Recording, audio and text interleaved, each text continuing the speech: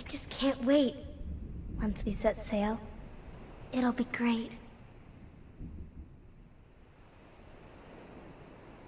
A storm? Oh no! The raft!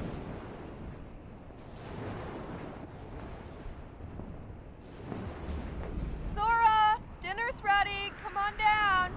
Sora?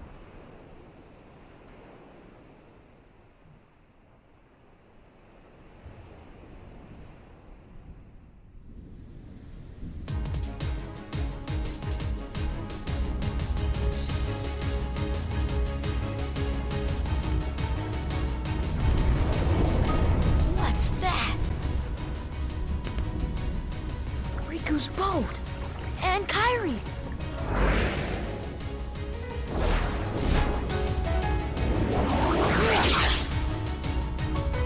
Hey everybody, it's Mage Captain engulfs, and oh my god, we're getting bombarded by shadows. Yes, those demonic little creatures from our dreamlike state are attacking us, except now we have a wooden sword that is actually doing absolutely nothing to them whatsoever. We cannot attack them, we cannot do anything, so the only thing we can do in a typical Monty Python fashion is run away! So anyway, we're going to come over here, and you'll notice that there's a door here that I don't remember there being here yesterday. So where did this door come from? Better find Riku first. Okay. Well, we actually are not starting the third day just yet because we're actually on night of the second day. I was gonna make a Majora's Mask reference, but I decided not to. So I didn't really get a chance to show up, but Riku, you could actually see Riku standing on the island here, and that's your indication to come here. The door is open. What? The door is open, Sora.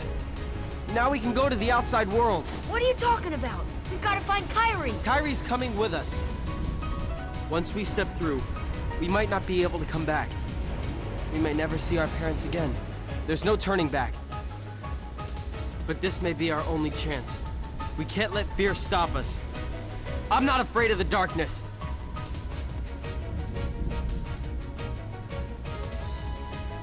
Riku.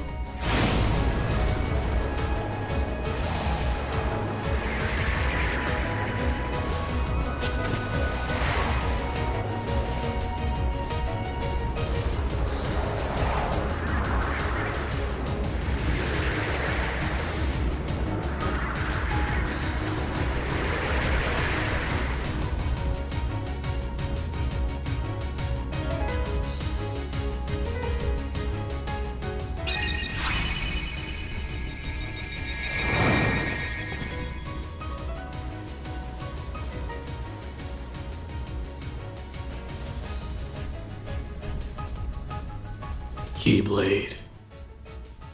Keyblade.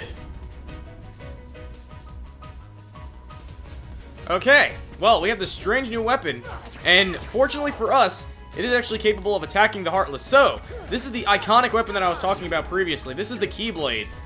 This is one of the central items in this game, the Keyblade. It's something that's going to become very important later on. We don't know exactly what it is yet, but at least we don't really have to question where its name comes from. At least I hope so. I'm just kidding. But in any case, I don't plan on, like, spending too much time grinding on these enemies. They're going to spawn pretty much infinitely, so if you do feel the need to grind for levels, this is actually a good time to do it. However, I already took care of that off screen because I have, like, 5 different files going for this LP, so there you go figure.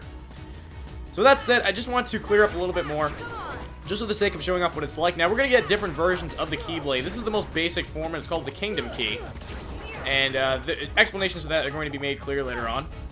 So you'll remember, or you might remember anyway, that in the previous episode, we had a little bit of a monologue, not really a monologue, but it was a letter that was left behind by King Mickey, and he talked about the one with the key. And now all of a sudden we're receiving the Keyblade. So this is how you're supposed to start making these connections. So with the Keyblade in hand, let us go over here and see what lies beyond this door to that secret place.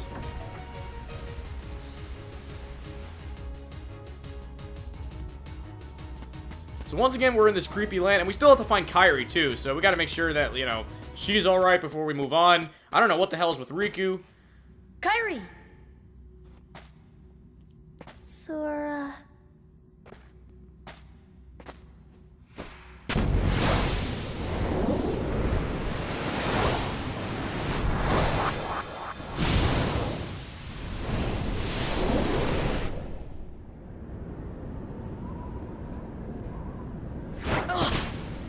Okay, well, while we're on that note, that scene we just saw with Kairi looking like she was, like, passing right through Sora and becoming transparent, all I'm going to say is that's important. Remember that for later. That is actually a really important scene, what just happened there.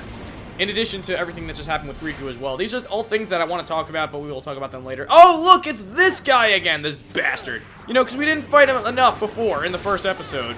And I already had to fight him 3 times since then because, again, I'm maintaining multiple files here just to make sure I don't mess anything up. And yes, I know I can make copies, but I want different things to exist in the different files. It'll make sense later on. Anyway, we are fighting this bastard again, and it's pretty much the exact same kind of fight that it would have been the last time. What's good is that we're not going to fight this guy again for a very, very, very long time after this. But the bad news is, look what's happening to Destiny Islands.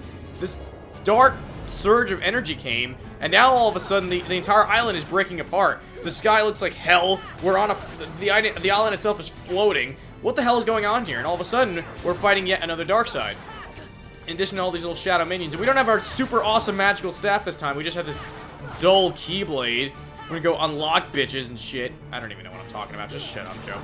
In any case, you may notice that I have more HP than in the previous episode, and that's because one of the things I got as a result of grinding was an increase to our max HP. So as you can see, we received 60 experience for defeating the dark side. I'm not even sure if that's as much as we got last time. But can we save our island? Having conquered this dark side as it gets swallowed up into the dark purple jelly ball. Or will Destiny Islands be forever lost as it succumbs to the darkness? Only time will tell. Oh? Oh? Look! A star's going out! Come on, let's hurry!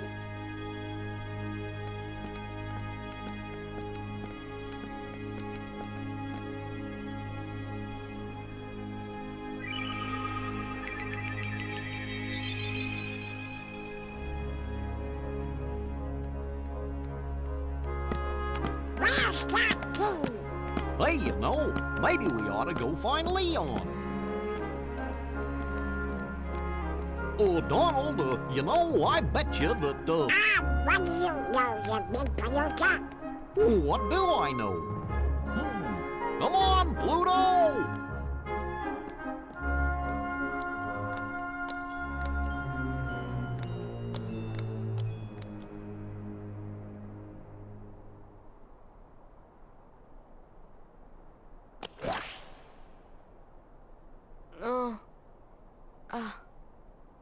Huh? What a dream. Ah! This isn't a dream.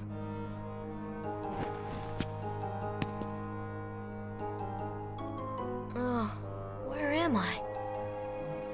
Oh, boy. Do you know where we are? Hey!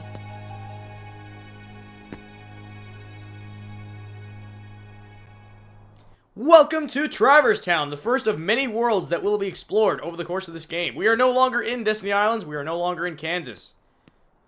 But we are, however, going to be bombarded by even more cutscenes because it's a very cutscene heavy game. As Sora comes to the realization that he is, in fact, in another world. Now you'll notice, there's a character here who they very lazily decided to just say, okay, let's take the Titus model, give him darker hair, change the color palette for his clothes, and yeah, we're just gonna have that be one of the citizens of Traverse Town. That is not Titus, I don't even know who that is. But I just felt like mentioning that. Anyway, we're gonna go into the accessory shop here. Now, for those of you who are familiar with the game Final Fantasy VII, you may recognize that character that's on the left there. Hey there, how can I? Aw, it's only a kid. I'm not a kid, the name's Sora. Okay, simmer down. So why the long face, Sora? You lost or something? No? Well, maybe. Where are we? Huh? Traverse Town? So, Gramps, is this really another world? Don't call me Gramps. The name's Sid. Anyway, not sure what you're talking about, but this sure ain't your island. Guess I better start looking for Riku and Kairi. Well, good luck with whatever it is that you're doing. You ever run into trouble, you come to me. I'll look out for you. Okay, so yes, that is Sid Highwind, a party member from Final Fantasy VII and the first of many Final Fantasy cameos that you will see in this game. So I am going to save real quick. I'll do that off screen, though. So see you guys in just a sec. Okay, and on that note, we are going to go and explore a little bit before we call things off here. Now, this is kind of one of those weird areas there you don't really, unless you've done it a number of times, you don't know exactly how to trigger the next sequence of cutscenes because it's kind of weird. It's like you have to go here, then you go back, and then you go back again, and it's like a back and forth kind of a thing. And in doing so, that's actually how you trigger the cutscenes. So on that note, we are leaving the first district of Traverse Town, and we are entering the second district of... Oh my god, what is happening here? Whoa! Okay, that's not something you see every day.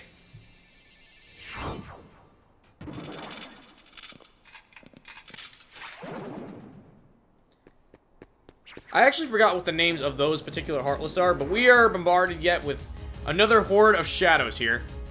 So, I've already described to you that the names of these creatures are Heartless. Because that was kind of a spoiler, but not really, because I haven't actually explained what that's about yet. And now, as you may have seen, yet another type of Heartless was shown stealing the heart from an ordinary human being. So, by now, if you're not really familiar with this game, you might start to put things together as to what this exactly means and what the Heartless are exactly after. And it's... I guess it's kind of obvious given their name, but I don't know. I just felt like, you know... Because in a game like this, most of what I'm going to talk about is based on the story and certain things that have been revealed up to this point.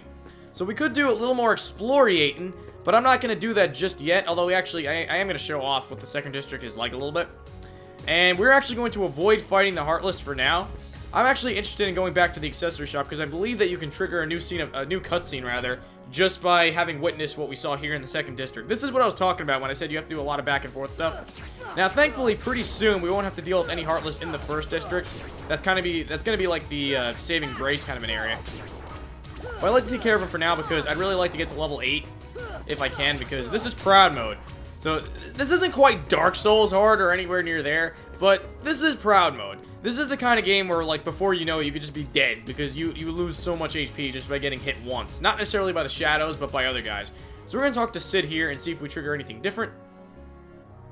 Well, we could shop, and I could, you know, show you what's in this town here. None of these are things we're actually going to need all that much yet, and seeing as how we have, like, hardly any money at all, which I actually didn't go over that, but the little yellow balls, that's the currency in this game. That's the money, which they spell differently, but yes, that is how it works. On that note, let us go outside and see if we change anything else.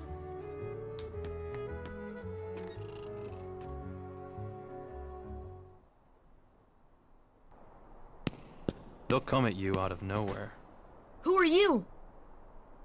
and they'll keep on coming at you, as long as you continue to wield the Keyblade. But why? Why would it choose a kid like you? Hey, what's that supposed to mean? Never mind.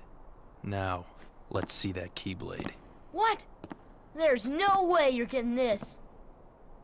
Alright, then have it your way.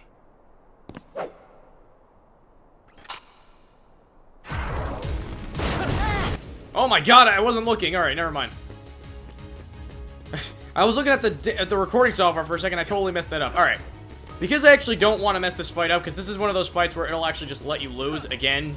You know, after this, we're pretty much going to be done with these types of fights for a while. I'm actually going to come back and do this next time. So thank you guys for watching. Awkward place to end it, I know. But once again, thank you guys for watching. In the next episode of Kingdom Hearts, we are going to kick this strange guy's ass who got a sucker punch on me because I turned to look at the capture software for a second there. See you guys next time!